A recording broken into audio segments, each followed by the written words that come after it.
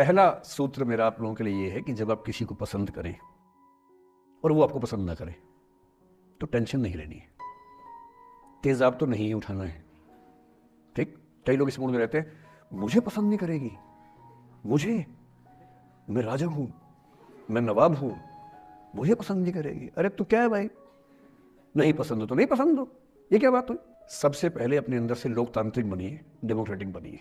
जैसे आपको हक है किसी व्यक्ति को पसंद करने का, उसको भी हक है किसी को पसंद या नापसंद करने का। यदि कोई ऐसा व्यक्ति जिसको आप पसंद नहीं करते वो आपको प्रपोज करे तो आप उसको मना ही तो करेंगे। बस मना इज्जत से कीजिए, किसी को बेआबरू करके मत भेजिए। ये नहीं कि अच्छा तुम शीशा देखा है कभी, रुको रुको आईना मेरी जेब में लो, ऐसे नहीं करना है।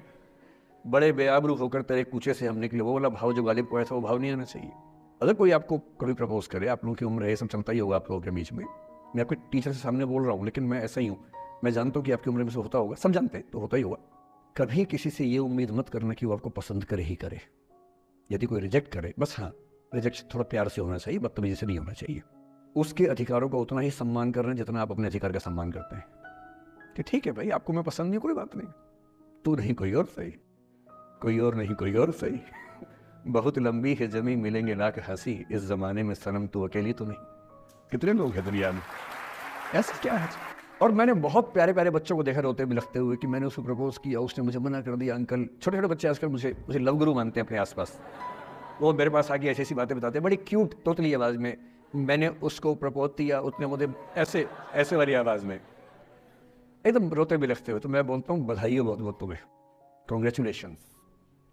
मैंने अपनी ज़िंदगी में ऐसे 50 मामले देखे और 50 में से कम 49 मामले में जब कहीं दिल नहीं लगा, बाद में उससे बेहतर ही व्यक्ति मिला। अगर कभी ऐसा हो ना, मन ही मन में बधाई देना अपने आप को कि बच गया। हाँ बोल देता तो फंस जाती, हाँ बोल देते तो मर जाता। और मन में भाव वही रखना है, तो नहीं कोई और, सही बात है, स्ट्रेस नहीं लेना है।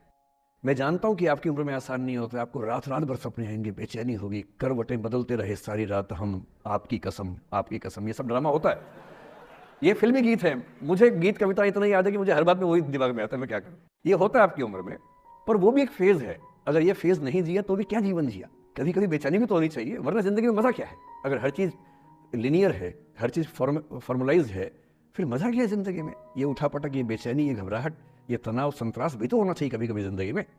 इससे बुरी स्थिति तब होती है जब आप किसी रिलेशनशिप में हैं और वहां ब्रेकअप हो जाए, ये भी होता है। देखिए, मैं आपको बड़ी खरी खोटी सुनाने के मूड में हूं। जिस तरह का प्रेम आप लोगों की पीढ़ी में होता है, मैं ये नहीं कहता कि आपकी पीढ़ी खराब है, हर पीढ़ी ऐसी होती है, बस ये कि आपकी पीढ़ी को सुविधाएं ज्यादा मिल गई हैं। हमारी पीढ़ी में ना चिट्ठी लिख के भेजनी पड़ती थी, बड़ा रिस्क होता था। चिट्ठी लिखो कागज पे, फिर एक डाकिया ढूंढो भरोसे का, वो भरोसे वाला कुरियर बॉय या कुरियर गर्ल जाके चिट्ठी वहीं दे के आए जहां हमने कहा है। ये भी डाउट कहीं किसी और को दे के आ जाए। या कबूतर से बात करो, कबूतर जा जा जा, पहले प्यार की पहली चिट्ठी साजन को दिया। कबूतर का क्या भरोसा किसको दे के आ जाए। लेकिन कितना तनाव था उस जमाने में। आपके ज़माने में क्या है, सीधे व्हाट्सएप निकाला, खटाक से भेज दिया मैसेज, और नंबर किसी से मांग लिया 1 सेकंड में। नंबर भी नहीं देना है तो किसी कौन कौन सी ऐप होती है, मैंने सुना कुछ और ऐप्स होती है, बिना नंबर वाली भी होती है, इंस्टा होता है, एक और भी तो कोई होती है वो जिसमें कार्टून जैसा मुंह बन जाता है, स्नैपचैट। हाँ, स्नैपचैट पे चले गए, मैंने सुना है कि उसमें नंबर भी नहीं देना पड़ता है, ऐसा कुछ चक्कर है, वहाँ ढूंढ लिया। किसी को कुछ कन्वे करना इतना आसान दुनिया में कभी नहीं हुआ था जितना आज आसान है। इन सब के ऊपर टिंडर है, बम्बल है, पता नहीं क्या क्या है, राइट लेफ्ट करते जाना है, उसी में कहानी शुरू। पर ये कहानियां जितने हल्के तरीके से शुरू होती हैं, मैं दावे से कह रहा हूं कि 100 में से 99 अट्रैक्शंस 1 से 2 महीने में खत्म हो जाते हैं। क्योंकि आप जिसके प्रति अट्रैक्टेड थे ना, वो तो उसका बाहर का परसोना था। जहां परिचय गहरा होता है, असलियत सामने आ जाती है, और जब असलियत सामने आती है झेलना बड़ा मुश्किल होता है। आपके सपने टूट जाते हैं। आप जिस छवि पे दीवाने हुए थे, वो छवि तो सिर्फ छवि थी, वो तो इंसान नहीं था वैसा। 99% केसेस में मेरा ख्याल है कि अट्रैक्शन 1-2 महीने में समाप्त होता है। उसके बाद तो एक बोझ है जो आप ढो रहे हैं। कभी कभी होता है कि दोनों का खत्म हुआ तो बात आसान है, कभी कभी किसी एक का खत्म होता है, एक का नहीं होता है, वहां मामला मुश्किल हो जाता है। तो ऐसा हो सकता है आपके जीवन में कि दूसरा साथी आपका ये कहे कि भैया देखो, मैं तुम्हारे साथ कुछ महीने से हूं, पर मुझे अब अच्छा नहीं लग रहा, मैं ब्रेकअप करना चाहता हूं। मैं आपसे ये निवेदन करूंगा कि ये मान के मत चलना कि उसने आपको धोखा दिया है, क्योंकि बच्चे तुरंत उस मुद्रा में आते हैं, अच्छा अब मैं कुल्हाड़ी उठा लूंगी, अब मैं तेजाब उठा लूंगा, तूने मुझे धोखा दिया है, तूने मुझे चीट किया है, you are a cheat, you are a liar, you are a पता नहीं क्या क्या। पता इंग्लिश में गालियां बड़ी सुंदर देते हैं बच्चे। मैं ये कहना चाह रहा हूं कि इस बात की संभावना मान के चलिए कि हो सकता है कि आपके साथ 2 महीने रहने के बाद सच में उसको ये लग जाए कि आपके साथ ट्यूनिंग ठीक नहीं है, या आपको लग जाए कि आपकी ट्यूनिंग उस व्यक्ति के साथ ठीक नहीं है। और किसी मुर्दा को अपने पास पकड़ के रखना उसका मजा नहीं है। आप किसी को बांध तो लेंगे, पर जब उसका दिल आपके पास है ही नहीं, दिल विहीन लाश अपने पास टिका के रखना, एक मुर्दे को बांध के रखना, इससे बेहतर है जाने दो। वो अफसाना जिसे अंजाम तक लाना ना हो मुमकिन, उसे एक खूबसूरत मोड़ देकर छोड़ना अच्छा। और खूबसूरत मोड़ कैसे होगा? अगर कोई जाना चाह रहा है तो आपके पास 3 ऑप्शंस हैं। एक, ना उसको अच्छे से बात करे ना खराब से बात करे, न्यूट्रल होके जाने दे।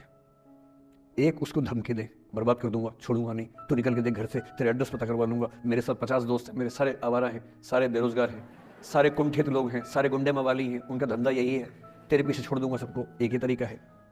और तीसरा ये कि ठीक है यार, ऑल द बेस्ट, जा सिमरन जा, जी ले अपनी जिंदगी। अरे ठीक है, हो सकता है मैं तुझे ठीक नहीं लगा, कोई बात नहीं, लेकिन किसी से मिलो तो बढ़िया से मिलना, तेरी जिंदगी अच्छी हो। मैं भी ढूंढ लूंगा किसी न किसी को, थोड़ी हेल्प कर दियो, कहीं इंट्रो करवा दियो मेरी भी, लेकिन ठीक है तू भी जा। ये होता है खूबसूरत मोड़ देकर छोड़ना अच्छा। चिपकू नहीं बनना है किसी के पीछे, ना बोरा जाना है कि तुम जाओ, मैं तो दीवाना, स्थाई दीवाना हूं तुम्हारा। कोई जब तुम्हारा हृदय तोड़ दे, तड़पता हुआ जब तुम्हें छोड़ दे, तब तुम मेरे पास आना प्रिय, मेरा दर खुला है, खुला ही रहेगा तुम्हारे लिए। वाह। पहले के जमाने में बेरोजगारी का ये लक्षण था। हम जब छोटे थे ये गाने सुनते थे, हम यही सुन के बड़े हुए कि ऐसे ही करना पड़ता है शायद प्रेम में। तो हमारे स्कूल में लोगों ने इसका पैरोडी बनाई, जब कोई तुम्हारा सर फोड़ दे, तड़पता हुआ जब तुम्हें छोड़ दे, तब तुम मेरे पास आना प्रिय, ये क्लिनिक खुला है, खुला ही रहेगा तुम्हारे लिए, तो बस आ जाना। जब कोई तुमको सड़क पे छोड़ दे, गाड़ी अपनी वहां से मोड़ ले, तब तुम मेरे पास आना प्रिय, ये ठेला खड़ा है, खड़ा ही रहेगा तुम्हारे लिए। क्यों भाई, क्यों खड़े रहोगे? बेरोजगार हो क्या? अरे ठीक, जा सिमरन जा, जी ले, और मैं भी जा रहा हूं जीने के लिए। ये दीवाना नहीं बनना है कि तुम मतलब मुझे ना चाहो तो कोई बात नहीं, किसी और को चाहोगी तो मुश्किल होगी। अजीब हाल है यार, तुम ठेकेदार हो कि तेरा ठेका मेरे पास है, नहीं तो किसी के पास नहीं है। अजीब हाल है। अरे ठीक है भाई, उसकी जिंदगी है, जीने दो उसको। क्यों किसी की जिंदगी में इतना हावी होने का प्रयास करना है? जब आप नहीं चाहते कि आपकी जिंदगी में कोई हावी हो, आप क्यों किसी की जिंदगी में इतने हावी होंगे? और जब बहुत दर्द हो ना, हमेशा दूसरे के पर्सपेक्टिव से भी सोच के देखिए कि उसको ऐसा क्यों करना पड़ा। क्या पता कोई मजबूरी हो, कभी कभी होती है।